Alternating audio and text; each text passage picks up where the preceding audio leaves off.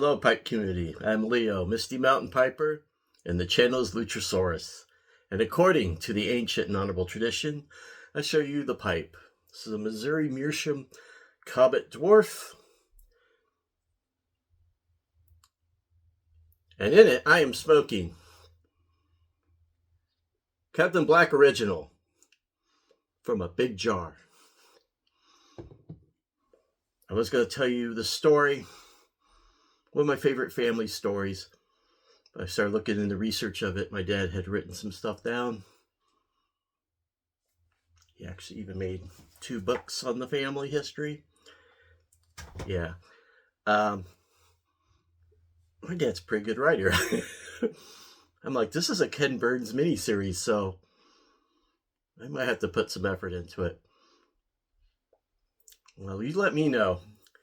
Do you guys like longer videos or a mini-series type stuff? Let me know below if you'd be interested in something longer. So, since we're not doing that story, we're going to do the story of how I learned how to drive a tank like a Jedi. To start this story, we have to go back to 1989 to a young lad from Ohio, full of hopes and dreams, and naive as all can be. And he decided he was going to go in the Army. They throw me on a bus to Fort Knox, Kentucky, which was the armor center of the time, because I'm going to learn how to drive tanks, because I want to do cool combat things. They even gave me a cool uniform. I can't fit in it anymore, but anyway, they shaved my head and started yelling at me for days on end. Some of you who've been in the military, you know.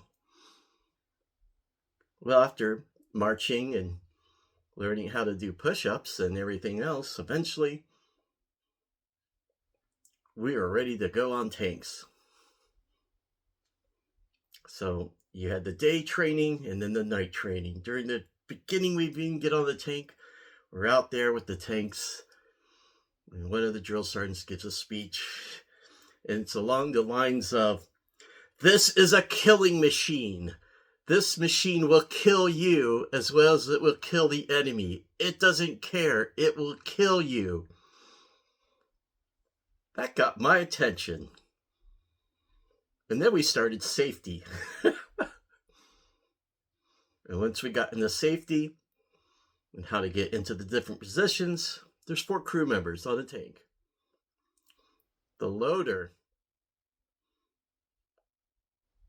loads the main gun. The driver drives the tank. The gunner shoots the gun. The tank commander commands the tank.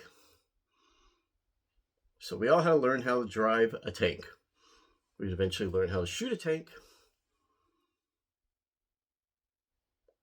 Right now we were doing driving the tank. You're in basically a coffin-shaped area. You have like a T-bar, kind of like a driving a quad runner. Might be the closest thing I can think of from my experience. And because you got an accelerator, you got a T-bar, you got a foot brake,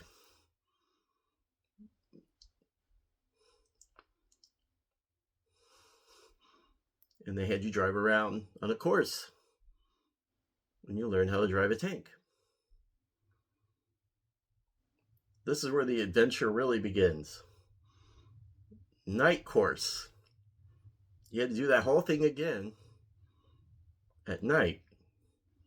Now at night, they close up the hatch where the driver's at. I keep on saying loader because that's what I was when I was on the crew. The lowest man on the rank. So if I keep on saying loader, I mean driver.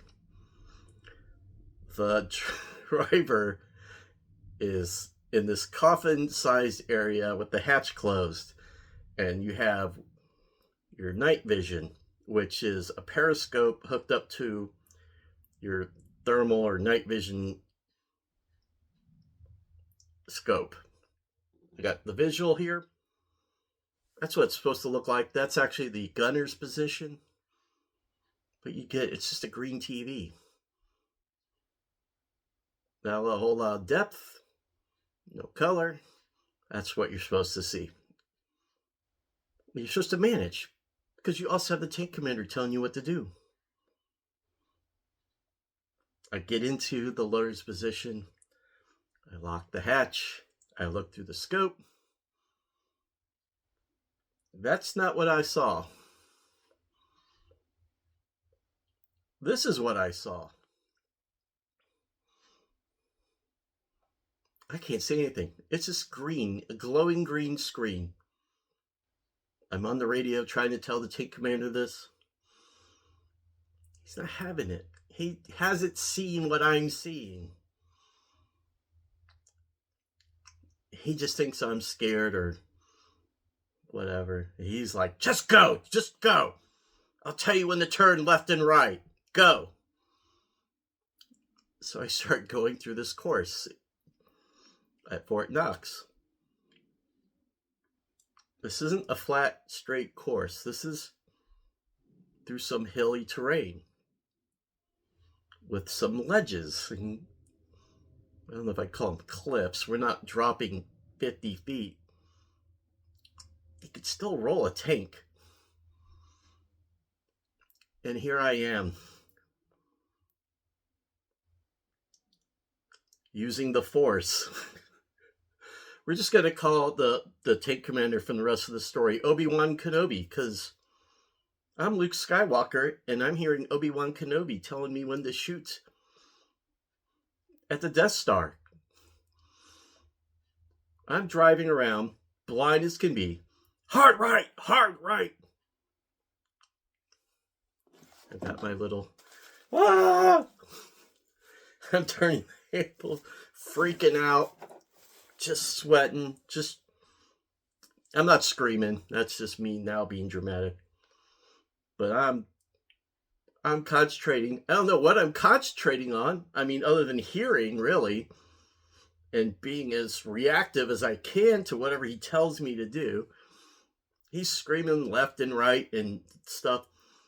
And from the way he's screaming and the way the tank is moving, I think we came close. Of course, it might just be my imagination, but in my imagination, we're pretty close to one of these ledges I'm talking about. We get through the whole course. He's screaming at me the whole time.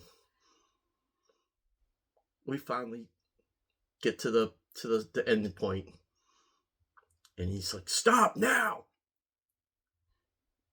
One thing about tanks and the M1, and I'm sure all the iterations now after it, the M1A1, A2 or E3 or whatever they're at now, those things stop on a dime. You can chuck a tank commander. If he's sitting up on the turret and you slam on that brake, that tank goes, just comes to a stop. You can chuck a guy out the turret. I haven't seen it. I've been told it's happened. I'm not going to find out. Anyway, this guy's screaming. I'm sure he got a lurch. He was mad. I got out of that tank. I was so glad I got out of that tank. But now, I got 3 drill sergeants screaming at me and screaming at me. Now I'm trying to explain to him, drill sergeant, I wasn't exaggerating when I said I can't see anything. One of them popped their head in there and they saw what I was looking at. They weren't going to apologize to me, but I think that put a little bit of fear into them. They can't let that be seen, but anyway, that is how I learned how to drive a tank like a Jedi.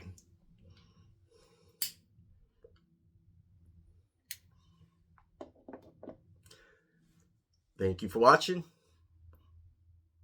Have a good day or night, whatever the case may be. And I'll see you the next time.